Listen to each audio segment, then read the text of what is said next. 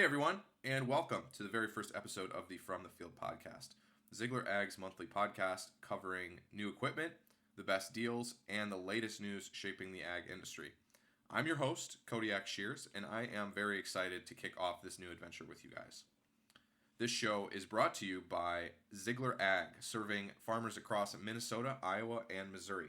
If you like the podcast and you find it valuable, I encourage you to please follow us and share with your friends. That will help us grow and continue to share engaging content. Without further ado, let's get rolling. Starting off strong with a story I'm actually very passionate about. Last year, Ziegler beat its ambitious rebuild goal, ultimately completing 134 machines. One of these machines is a specially modified Challenger MT865C called Terror, which is now on its long journey to Antarctica, where it will be supporting scientific research on the driest, coldest, windiest, and emptiest place on Earth. A couple weeks ago, I actually got a chance to speak with two of the technicians that worked on Terror, Andrew Tuttle and Robert Ohrt, and I just asked them about their process through the rebuild. Here's a little bit of that conversation. Andrew Tuttle, I've been here 3 years. Okay. And when did you find out you were going to be working on Terror? Probably last year I got asked if I would feel comfortable working on it. Yeah, and how did that process go when you got told? I mean, did you know anything about it beforehand, or? Nope. I've seen pictures, we looked it up, and it was actually my second rebuild. Okay. Doing on a Challenger tractor, so oh, nice. I was pretty pumped. Oh, yeah. So was it, was there anything that surprised you about the tractor when they brought it in, when they were going to do that rebuild? Yeah, there's a lot of stuff that's different from factory, and like during the disassembly process, there's a lot of stuff we found that was different, and I mean, it's just cool to figure out going back together. Yeah, absolutely. So what part of the rebuild did you focus on the most, would you say, if there is a, like all the cab, AC, transferring it from deluxe to standard, and pretty much bolting up training, splitting the tractor and all that. Was there any part of the job that took a little bit longer than you thought? Yes, transferring the cab AC from standard to deluxe. There's a lot more that goes into it than you think. What, I guess just walk me through some of the hurdles you had to go through or things that were challenging. They give like 4 different harnesses, so you gotta like go through and figure out what harness is what, and I mean, it changes the whole game pretty much in the cab when you have 4 different options and nobody's sure what one they want or what goes with what. Yeah. What would you say is your favorite modification of Terror? And it doesn't have to be something you worked on, just like coolest thing about the tractor. All the heaters on it. Yeah. If you turn them on, I mean, it'll get it up to operating temperature real fast. Yeah. I can imagine that's pretty important in Antarctica when everything is just absolutely frigid and frozen, right? Yeah, it's crazy. Like, and if you, with the hood on it, if you turned on the heaters and like temp gunned anything, like if the engine bay was like up to operating temperature and everything pretty quick. Yeah, that's very. It's so like, how many heaters are on? There's heating pads on all the oil pan ECMs and like all the controllers, and then there's a heater that cycled coolant. It ran off diesel fuel. It had a clicky valve for it. Prior to this project, you were already worked on a Challenger tractor. What were the biggest differences between the two? Well, actually, the first one I did was a burn victim. It burnt down to the ground. So really? It's starting from step 1, pretty much just ripping everything. Will burn out. And what do you salvage from a machine? Yeah, I was going to say. Salvage really much, and it's hard. You don't have much to follow off a burn tractor, but it was cool. Like, I mean, just all the add-ons they have with the aluminum hood to roof rack we added to even undercarriage stuff, what oils they run in it, and all that. Very cool. When it finally rolled out and it was got a fresh coat of paint, it had the decals on it and everything, what was your first reaction, or how did you feel when the project was over? It was really cool. Yeah. And especially to see it out in the sun with the sun hitting it. Like sitting here in the shop, it's not the same as seeing it outside in the sun and driving around. Definitely. I'm Robert Ohrt. I've been at Ziegler for 13 years, including my internship. I work in the heavy equipment main shop here at Ziegler Altoona. What would you say was the most satisfying part of working on this rebuild for you? Essentially getting it running, having the crane working how it's supposed to be. Yeah. The whole process of just making sure everything worked, down to the heaters, the thermosiphon cooling system heater, the diesel heater, all that kind of stuff is kind of pretty rewarding once you kind of get dug into it and all the spend so different much time. one-off stuff that's on it.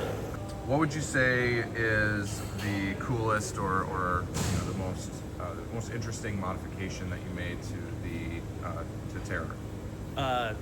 I think the coolest one is the belly pans that the fab shop guys designed and fit up to the machine for the exact way that the customer wanted them to work, for the venting of the heat and then being able to trap the heat in. I think that was probably one of the coolest parts of the tractor. For something that we modified to make it how they wanted. Maybe more of a general question, but one of the things that I think Ziegler does that's very unique is this, the rebuild program. And as far as I know, no other company really does it to the level that Ziegler does, and that just speaks to the talent of the techs and the outside of the box thinking, like I was saying before. Can you speak to that at all in terms? And you've been here for 13 years, right? Yep.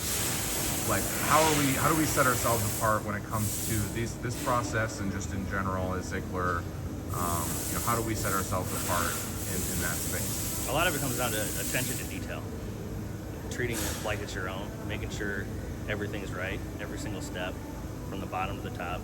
No cutting corners, anything like that. Just making it as good as we possibly can get it. Following this project and getting to hear from two experienced technicians on this rebuild was a super cool experience. This tractor had to be rebuilt to support scientific research teams that work on the ice. It has to help with transporting equipment and supplies across terrain that would destroy most machines. Custom modifications that our technicians made allow the tractor to run in temperatures that can plunge below negative 70 degrees Fahrenheit.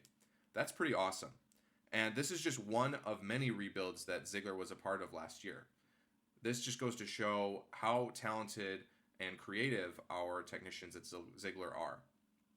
So if you want to see more about Terror for yourself, you can find it on our Ziegler Ag Facebook and Instagram. And obviously stay tuned for more on this rebuild in the coming weeks. We're going to be putting together a full video covering the rebuild and the interviews. So look for that.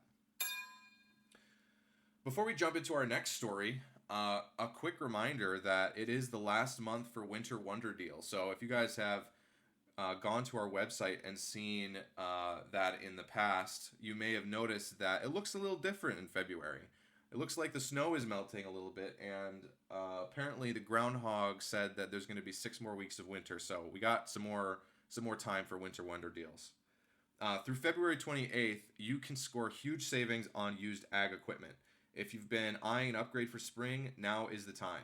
Check out our deals on planters and early season application equipment at ZieglerAg.com. And don't wait, the pricing is only valid until February 28th. For this month's market snapshot, soybeans made a big splash. So far in February, March soybeans jumped 16 cents, landing just above $11.08 per bushel.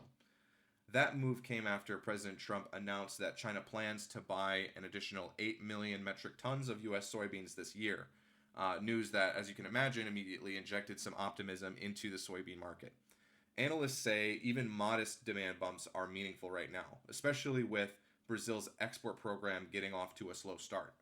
There's also growing uncertainty around Brazil's farm economy, where bankruptcies have been piling up. Markets are watching closely to see how that financial pressure might ripple into production later in the year. Corn and wheat saw smaller, steadier gains over the past month. March corn nudged slightly higher to $4.31. Chicago wheat worked up to just over $5.30. And both Kansas City and Minneapolis wheat posted mild increases as well. Speaking of the broader economy, energy and equities both pulled back this month. Crude oil dropped to the mid $60 range, and both the S&P 500 and the Dow gave up some ground.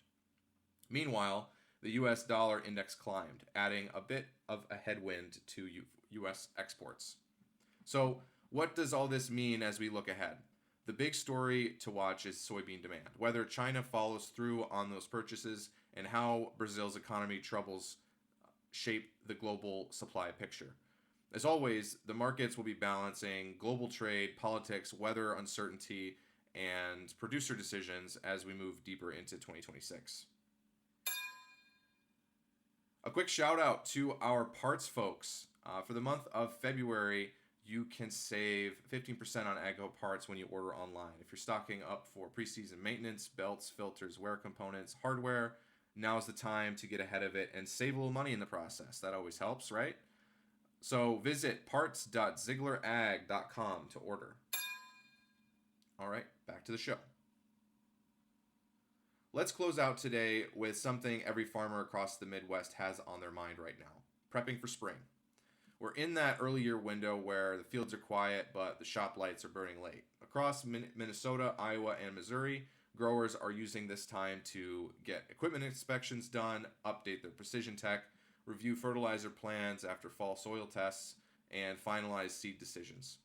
One big trend we're hearing from producers is a shift towards equipment optimization. So not just repairs, but making sure every pass counts. So whether it's calibrating planters, updating software, or adding precision upgrades, farmers are looking to squeeze efficiency out of every acre. That's going to wrap up our first episode of From the Field. Thanks for joining me today. We'll be back next month with more ag stories, equipment insights, and maybe even a guest or two. Until then, stay safe, and we'll see you next time.